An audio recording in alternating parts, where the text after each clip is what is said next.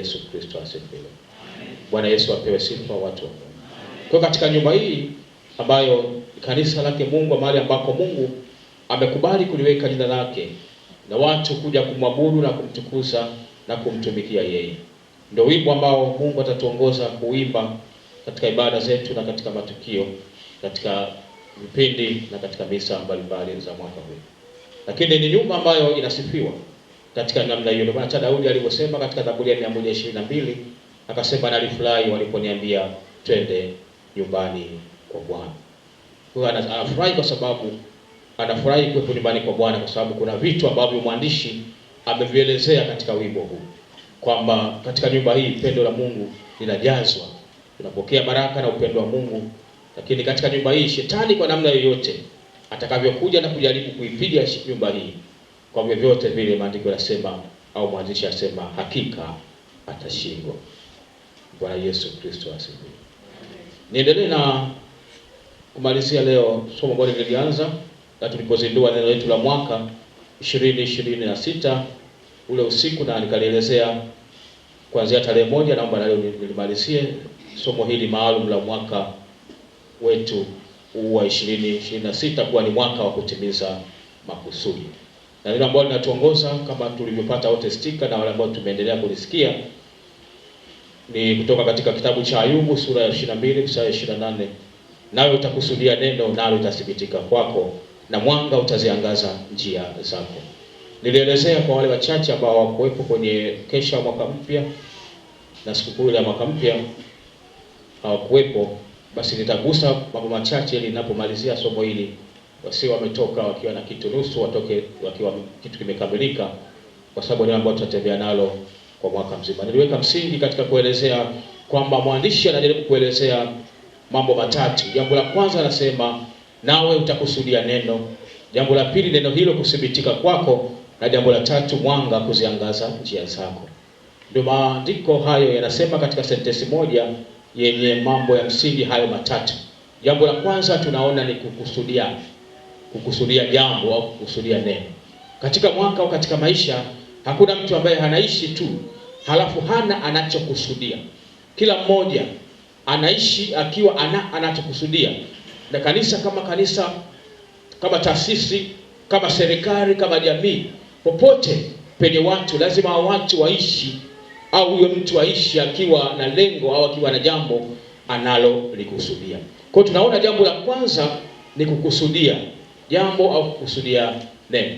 Na hata mwaka huu wote tuko mahali hapa bila kujali ni tajiri au ni maskini, ni mtoto au ni mkubwa, una uwezo mkubwa, una uwezo mdogo. Kila mmoja ana namna anavyokusudia katika mwaka huu. Kwamba umeanza sio namba tu, kama namba imebadilika, lakini unakusudia nini katika mwaka huu wa 2026. Bwana wetu Yesu Kristo asifiwe. Kwa jambo la kwanza ni kukusudia, lakini jambo la pili anasema hilo unalokusudia kuthibitika. Hilo unalokusudia kutokea. Hilo unalokusudia kujidhihirisha. Hilo unalokusudia kufanyika. Hilo unakusudia kutimilika. Kwa sababu kukusudia ni jambo la kwanza, lakini kuthibitika kwa hilo unalokusudia ni jambo la pili, au kukusudia ni jambo A na kuthibitika kwa hilo unakusudia ni jambo B. Lakini jambo la B ni la maana zaidi, kwa sababu kukusudia hakuleti maana, bali kuthibitika kwa unalokusudia ndiko kunakoleta maana. Bwana Yesu Kristo asifiwe.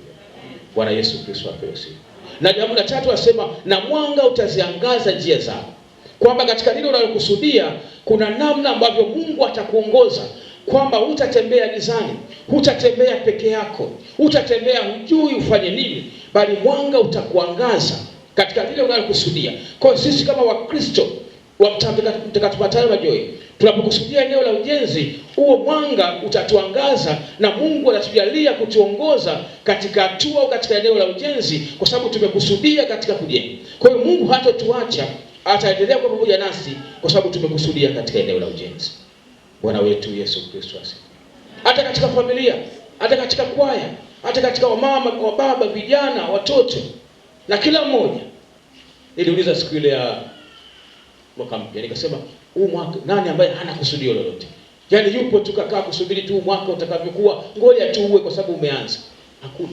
Kila mmoja anacho anachokusudia. Aidha kwa kutamka au kwa kutotamka. Aidha kwa kuambia wachache wasiokuwepo ambao hawakuwepo.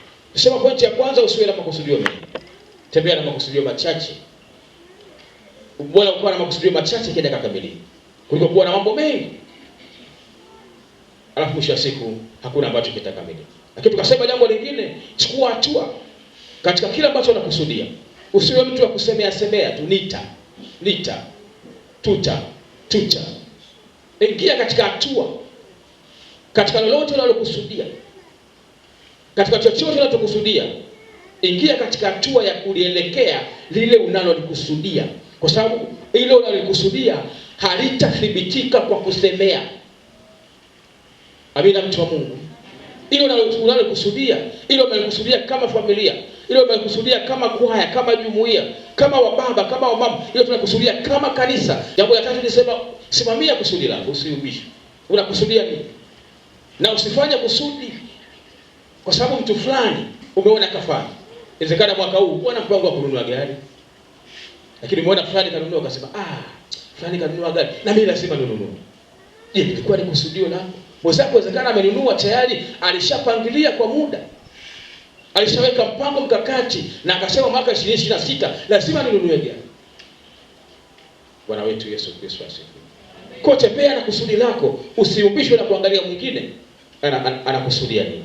Jambo la nne nikasema jitume ili katika kuelekea kusudi lako. Jitume. Ukiweza kufunga kwa ajili ya kusudi lako. Ukiweza kuomba, ukiweza kesha, ukiweza kufanya kazi kwa bidii usiku na mchana, fanya katika kulitimiza kusudi lako katika mwaka 2026. Bwana wetu Yesu Kristo asifiwe. Jambo la mwisho nikasema, mtazame Mungu, mtazame Bwana katika kuelekea kusudi lako. Tukasimamia ile Mithali sura ya 3 mstari wa 5, tumaini Bwana wala usitegemee akili zako, wala usitegemee uwezo wako. Kwa tunapokusudia hayo, tunaamini Bwana atakuwa pamoja nasi akituongoza. Sema ndio basi, mwanga wa njia zake utatuangaza katika lile tunaloliendea. Bwana wetu Yesu Kristo asifiwe.